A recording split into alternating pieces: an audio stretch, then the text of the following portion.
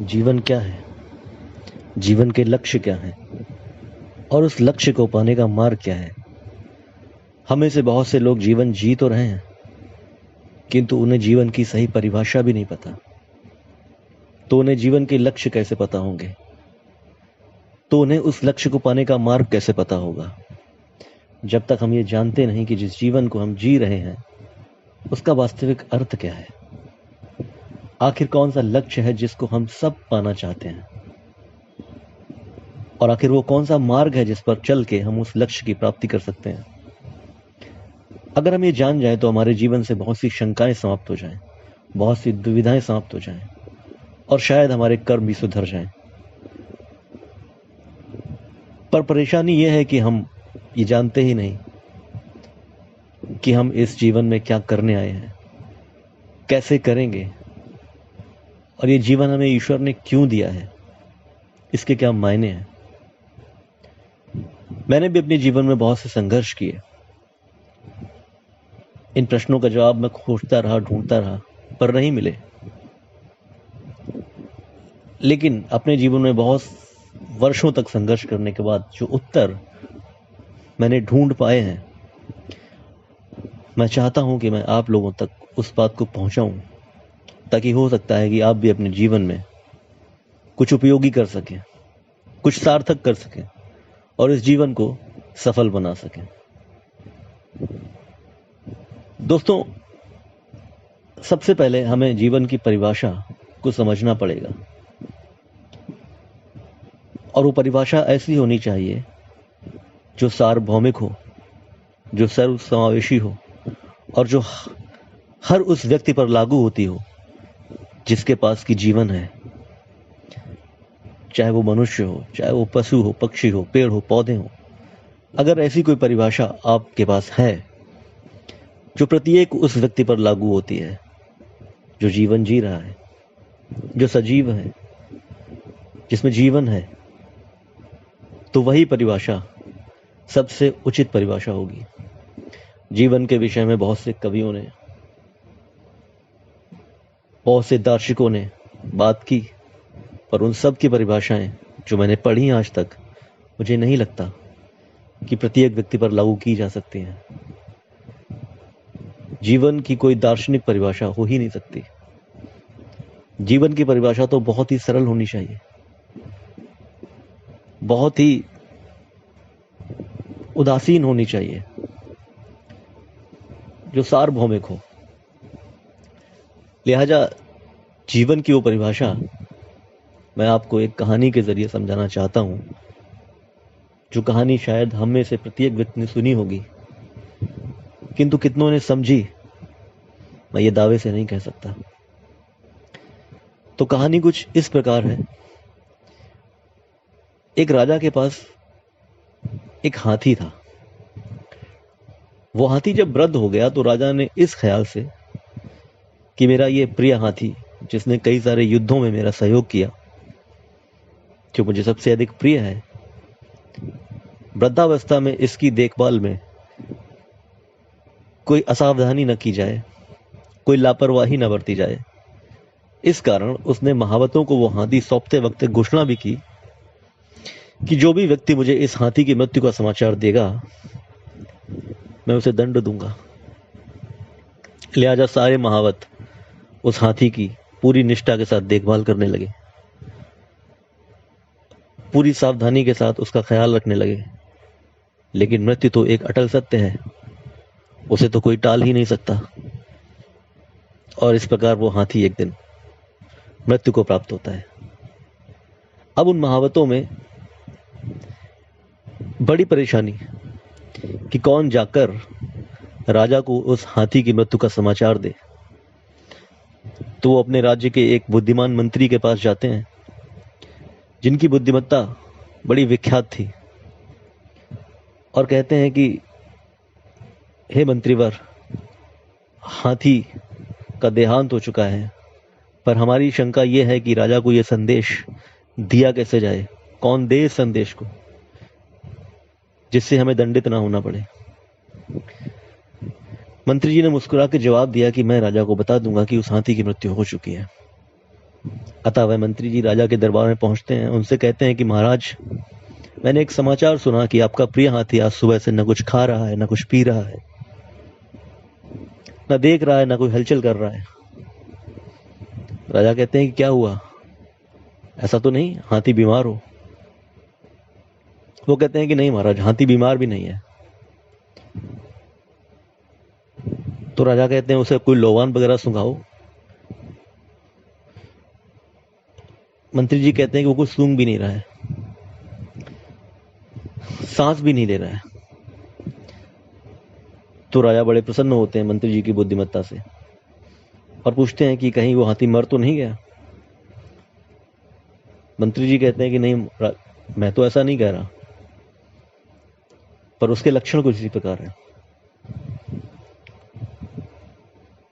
इस कहानी को बताने का तात्पर्य सिर्फ ये है दोस्तों कि ईश्वर ने हम सबको जीवन का अनुभव करने के लिए हमारी 6 इंद्रियां दी हैं, और अगर वो हमारी सारी की सारी इंद्रियां एक साथ कार्य करना बंद कर दें तो किसी भी व्यक्ति को बड़े ही सरलतापूर्वक मृत घोषित किया जा सकता है। हमारी आंखें जिससे कि हम देखते हैं, हमारे कान जिससे कि हम सुनते हैं, हमारी नाक जिससे कि हम सूंघते हैं, हमारी ये त्वचा जिससे हम स्पर्श का अनुभव करते हैं, तापमान का अनुभव करते हैं, हमारा ये मन जिससे हम सोचते हैं, हमारी बुद्धि जिससे हम सोचते हैं, हमारी जीभ जिससे हम स्वाद लेते हैं, बोलते हैं, ये 6 इंद्रियां हमारी यदि एक साथ काम करना बंद कर दें तो आप बड़ी ही आसानी से किसी भी व्यक्ति को मृत घोषित कर सकते हैं, क्योंकि उसमें जीवन के लक्षण नहीं है। अतः ईश्वर ने प्रत्येक व्यक्ति को जीवन इन्हीं 6 इंद्रियों के रूप में दिया है। प्रत्येक व्यक्ति जब स्पर्श का अनुभव कर रहा होता है, जब उसकी जिह्वा स्वाद ले रही होती है, जब उसकी आंखें देख पाने में सक्षम होती हैं, जब उसके कान सुन पाने में सक्षम होते हैं, जब उसका मन सोच पाने में सक्षम होता है, तो उस व्यक्ति को जीवित कहा जा सकता है। अन्यथा कोई भी व्यक्ति जिसकी ये 6 इंद्रियां एक साथ काम करना बंद कर दें, उसे मृत माना जा सकता है। तो जीवन की परिभाषा हम इस कहानी से समझ पाए कि ईश्वर ने हमें जीवन अपनी इन 6 इंद्रियों के रूप में दिया है। इसके अतिरिक्त जो कुछ भी है वो जीवन नहीं है। जब तक हमारी इंद्रियों में चेतना है, हम जीवित हैं,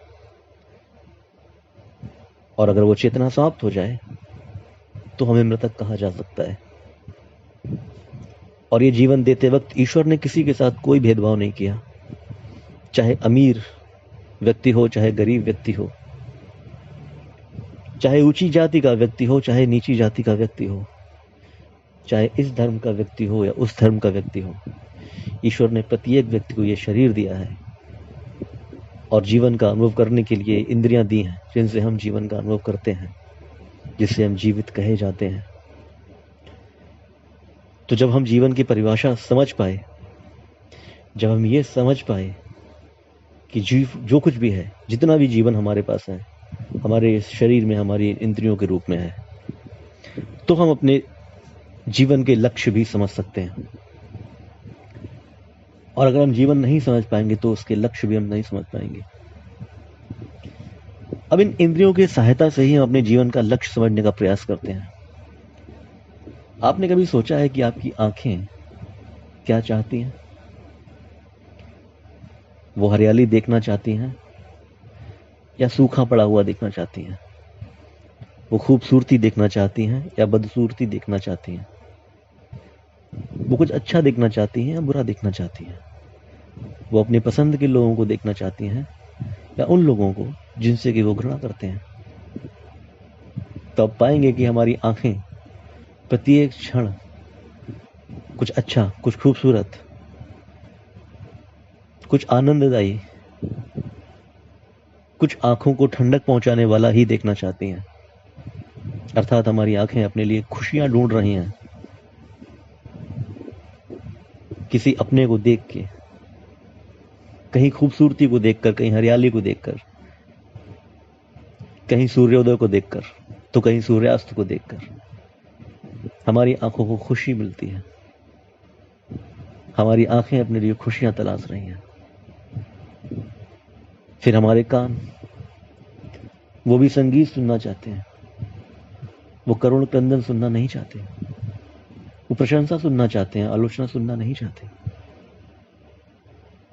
वो कुछ मीठा सुनना चाहते हैं, वो कुछ कड़वा सुनना नहीं चाहते। उन्हें कोयल की कूप में रुचि है, उन्हें कौए की कर्कश आवाज में रुचि नहीं है। हमारे कानों को भी मीठी भाषा सुन के खुशी मिलती है, प्रशंसा सुन के खुशी मिलती है, मधुर संगीत सुन के खुशी मिलती है। हमारे कान भी अपने लिए खुशियां ही तलाश रहे हैं। हमारी त्वचा न ठंडा न गर्म, एक संतुलित तापमान चाहती है। वो कांटे छूना नहीं चाहती। उसकी रुचि तो गुलाब की कोमल पंखुड़ियों में है। उसकी रुचि तो अपने प्रिय को स्पर्श करने में है। मुझे बताइए कि क्या कोई ऐसा व्यक्ति भी है जो कचरे के ढेर को छूना चाहता हो, जो आवश्यकता से अधिक गर्म वस्तु पर हाथ रखना चाहता हो, जो गंदगी पे हाथ लगाना चाहता हो? नहीं। ये हमारी त्वचा भी अपने लिए खुशी तलाश रही है। हमारी जिह्वा भी वो चीजें खाना पसंद करेगी जो हमें पसंद है। मीठा खाना पसंद करेगी, अपनी पसंद का भोजन करना पसंद करेगी। क्या कोई व्यक्ति कड़वा खाना पसंद करता है? क्या कोई व्यक्ति वो खाना चाहेगा जो उसे खाने में कोई रुचि नहीं है?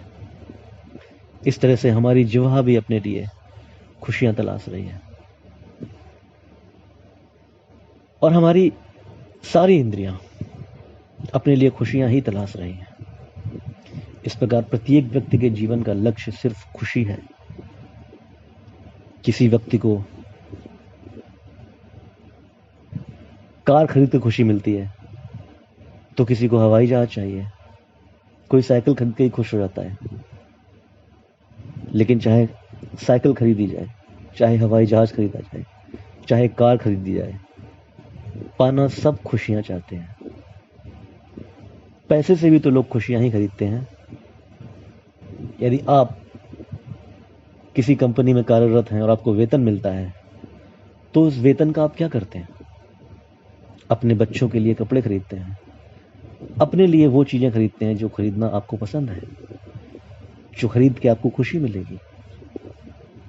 अपनी पत्नी के लिए भी आप वही चीजें खरीदेंगे जो खरीद के आपको खुशी मिलेगी। आपकी पत्नी को भी खुशी मिलेगी, आपके माँ बाप को भी। आप पैसे से सिर्फ खुशियां खरीद कर ही देना चाहेंगे? क्या कोई भी व्यक्ति पैसे से कोई ऐसी चीज खरीदता है जिसको खरीदने के पश्चात उसे पछतावा हो, उसे कष्ट हो, दुख हो? नहीं। प्रत्येक मनुष्य प्रत्येक क्षण अपनी इंद्रियों के वशीभूत होकर अपने जीवन के उस परम लक्ष्य, जिसको कि हम खुशी कहते हैं, सुख कहते हैं, उसे पाना चाहता है। और ये प्रत्येक व्यक्ति का लक्ष्य है। चाहे किसी को लेखपाल बनना हो, चाहे किसी को कलेक्टर बनना हो, चाहे किसी को प्रधानमंत्री बनना हो, प्रत्येक व्यक्ति उस पद में अपनी खुशियां तलाश रहा है। बात सिर्फ इतनी सी है कि कौन कहां पर संतुष्ट हो जाता है, किसकी खुशियां कहां पर संतुष्ट हो जाती हैं, लेकिन चाहिए सबको खुशी है। मुझे उम्मीद है कि आप मेरी इस बात से सहमत होंगे कि हमारा जीवन क्या है और जीवन का लक्ष्य क्या है। और जब आप ये समझ गए, तो मैं आपको यकीन के साथ कह सकता हूं कि इस लक्ष्य को पाने का भी एक मार्ग है, और वो एक ही मार्ग है जिस पर चलकर अपने लक्ष्य को प्राप्त कर सकते हैं। कोई दूसरा मार्ग नहीं है। और उस लक्ष्य को पाने का मार्ग है अनुशासन।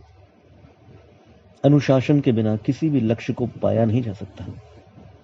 निसंदेह हम जो कुछ भी करते हैं वो खुशियों को पाने के लिए करते हैं, लेकिन अगर हम अनुशासन में नहीं रहेंगे, अगर हमारा रवैया गैर अनुशासित होगा तो हमें वो खुशियां नहीं मिलेंगी, हमें गम मिलेंगे, कष्ट मिलेंगे। अब मान लीजिए कि आपको मिठाइयों में रसगुल्ला बड़ा पसंद है, आपकी जिह्वा चाहती है कि आप रसगुल्ला खाएं, और आपने रसगुल्ले का सेवन किया, तो यदि आप 2 रसगुल्ले खाएंगे तो निसंदेह आपको खुशी मिलेगी। लेकिन अगर आप 2 किलो खा जाएंगे तो आप निसंदेह खुशी के लिए ही क्यों ना खाए हों, पर वो आपका पेट खराब कर देंगे, आपको मिलेगा कष्ट। किसी भी चीज की अति, आवश्यकता से अधिक किसी भी काम को करना अनुशासनहीनता है। मान लीजिए कि आपने एक गाड़ी खरीदी और उस गाड़ी में जब आप बैठते हैं तो आपको बड़ा सुख प्राप्त होता है, लेकिन वो गाड़ी आपको सुख देगी या कष्ट देगी, ये एक ही चीज तय करेगी, और वो होगा आपका अनुशासन। अगर आप गाड़ी को सही रफ्तार से चलाएंगे, अनुशासन से चलाएंगे, बिना शराब का सेवन किए चलाएंगे, तो वो गाड़ी आपको खुशी देगी। और आप अनुशासनहीनता करेंगे, रैश ड्राइविंग करेंगे, उसे गलत जगह पार्क कर देंगे, ओवर स्पीडिंग करेंगे, तो या तो आपकी गाड़ी से कोई दुर्घटना होगी, या उसका चालान कट जाएगा, या उसकी टोइंग हो जाएगी, या गलत जगह पार्क करने पे कोई बच्चा उसमें स्क्रैच मार के चला जाएगा। तो आप अगर अनुशासनहीनता करेंगे तो वही गाड़ी आपको कष्ट भी देगी। अगर आप उसका मेंटेनेंस नहीं कराएंगे, सही समय पर सर्विस नहीं कराएंगे, तो वो गाड़ी आपको कष्ट देगी। आपने निसंदेह उसको अपनी खुशी के लिए खरीदा हो, पर वही आपको कष्ट देगी, क्योंकि खुशी को पाने का सिर्फ एक ही मार्ग है, और वो है अनुशासन।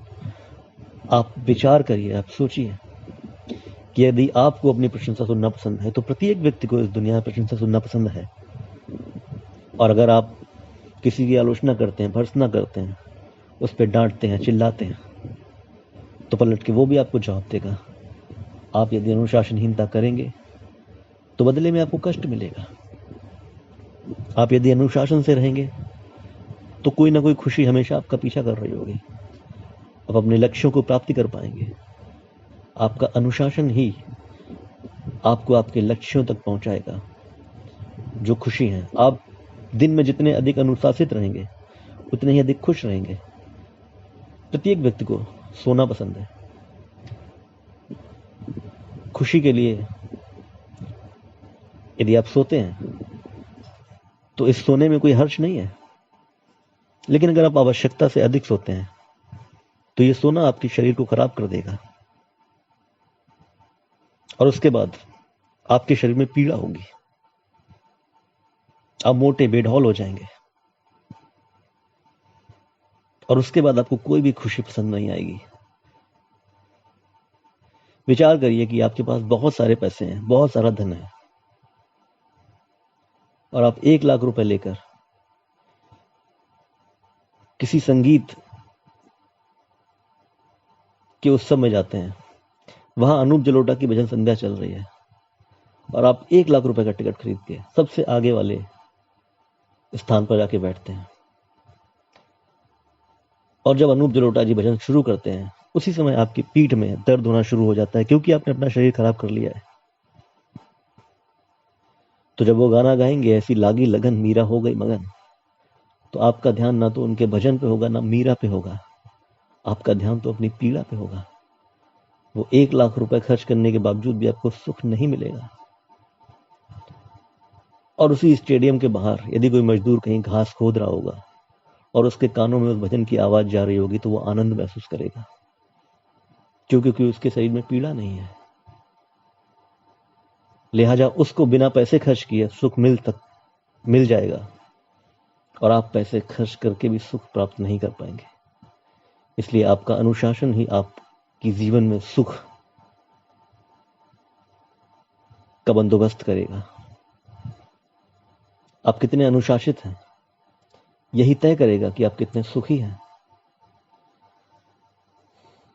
तो बस यही है, जीवन का अनुभव आप अपनी इंद्रियों के जरिए करते हैं। आपकी इंद्रियां प्रत्येक इंद्रिय अपने लिए खुशियां तलाश रही है और ये खुशियां आपको अपनी इंद्रियों को अनुशासित करके मिलेंगी।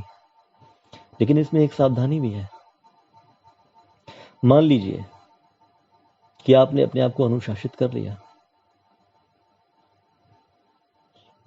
लेकिन फिर भी ये जरूरी नहीं कि आप सुखी रह पाएं,